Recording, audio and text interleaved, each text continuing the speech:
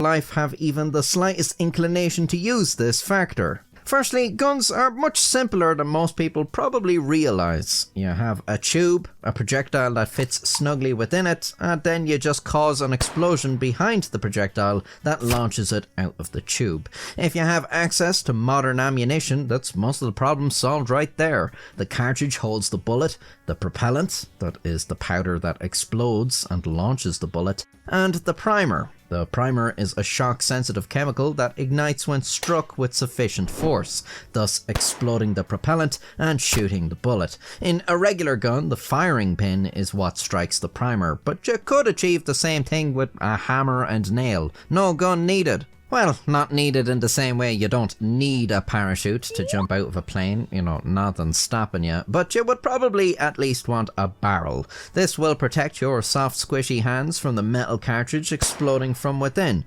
It will also provide stability to the projectile in the early stages of its flight path, so it doesn't just tumble through the air unpredictably. This brings us to probably the simplest improvised firearm in existence, the pipe gun. These are found all over the world, with police confiscating them from criminals in Brazil, the Philippines, fucking Nottingham in England. You basically have one pipe with openings in both ends. Your cartridge goes in here. This pipe slides into a slightly bigger pipe, which is closed at one end with a protrusion to strike the primer. You forcefully slam the smaller pipe into the bigger pipe, and you've just fired your pipe gun.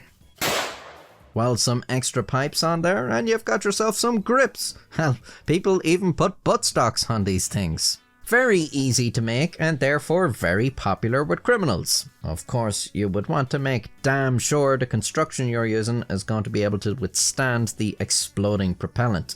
You do not want to be holding a metal pipe when it violently bursts. And yes, it is fairly common for people using these things to lose parts of their hands. When making these things, you really need to consider the properties of the materials, how much stress they can withstand, what effect heat or moisture has on them. The fact that someone opted to make a pipe gun is probably a good indicator that they have considered none of these things. Otherwise, they probably would have made something more sophisticated. Like this firearm seized by police in Iowa in the United States in 2022. Dubbed the Smith & Wesson, the weapon was created by a felon who was not allowed to own guns and had been arrested for possession of drugs. The Smith & Wesson might look ramshackle, but... well, yes, but it is considerably more impressive than a pipe gun. For one, it has a spring-loaded hammer connected to a trigger, so that somewhat resembles the fire mechanism of a real gun. No slamming motion required. The hammer is weighted with a stack of quarters soldered together, and the striker is a drill bit. The gun is double-barreled, and you just articulate the hammer over which barrel you wish to fire. I bet that worked reliably. The intrepid gunsmith has also mounted a flashlight laser combination to the barrel, because everything about this gun screams precision. I'll let you tell me if you'd be comfortable firing this yoke. This gun, seized in Argentina in connection with an armed robbery in 2020, looks a bit more competent. I mean, it certainly has a more orderly look to it. It's even got a bolt-action breech for inserting and ejecting cartridges. But the longer you look, the worse it gets. How do you fire this thing? From the picture alone, I'm going to hazard a guess and say you pull the bolt back to the first latch, and then you can insert your round here, and then I guess you very carefully put the bolt into the second latch, because assumedly the bolt holds the firing pin, and now I guess the gun is ready to fire, and you just knock the bolt off the latch to shoot. I really hope I'm wrong about this, because that's a horrendous firing mechanism. Wouldn't you really want to be left-handed to operate this thing as well? I don't know. I wouldn't want to hold it in either hand. Here's a similar one, also from Argentina, but with slightly more affordances to the user. The The wooden furniture is a nice touch.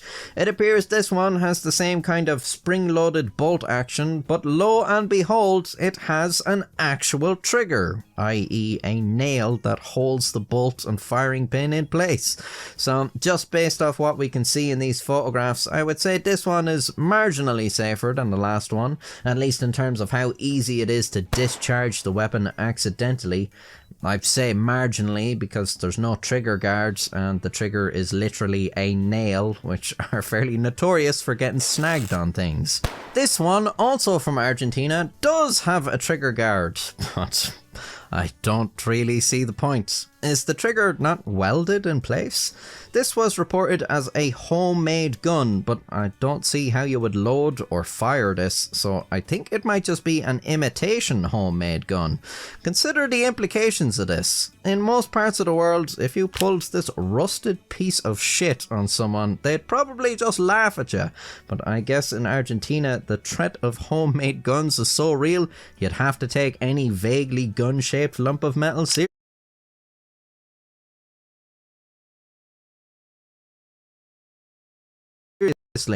If this really is just for intimidation's sake and is completely non-functioning, then it's by far the safest gun we're going to see here. The previous two were probably the easiest to load and unload though. Most handmade guns will only give you one shot before you have to arse around trying to get the spent cartridge out manually. In contrast, most legitimate guns are self-loading, and when fired, they automatically eject the spent cartridge.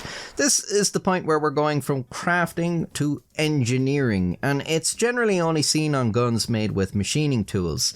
You also need a spring-loaded magazine to feed the next round into the weapon. Making a reliable magazine is very difficult, and many homemade automatic weapons, like these ones recovered from Northern Ireland, were designed to be used with magazines from existing weapons. They could make their own submachine guns, but they couldn't make the magazines.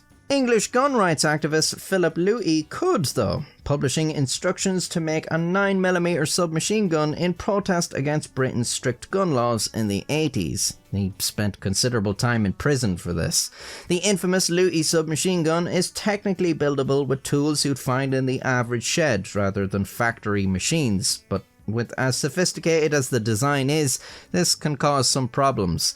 The magazine feeding can be pretty unreliable, the gun is liable to quickly overheat if fired full auto, the barrel has no rifling, so its accuracy and range are poor. If it's not made precisely, it could be susceptible to catastrophic failure.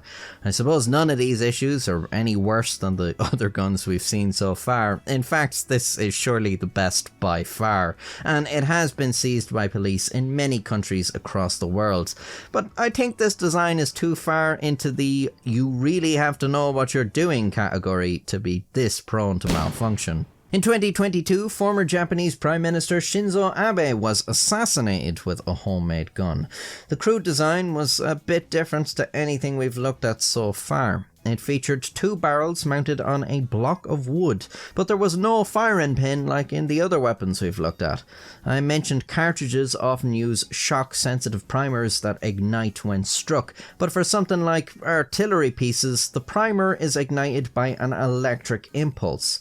The gun that killed Shinzo Abe functioned similarly, two battery-powered triggers being connected to wires that led to the barrels, electrically igniting the rounds when fired.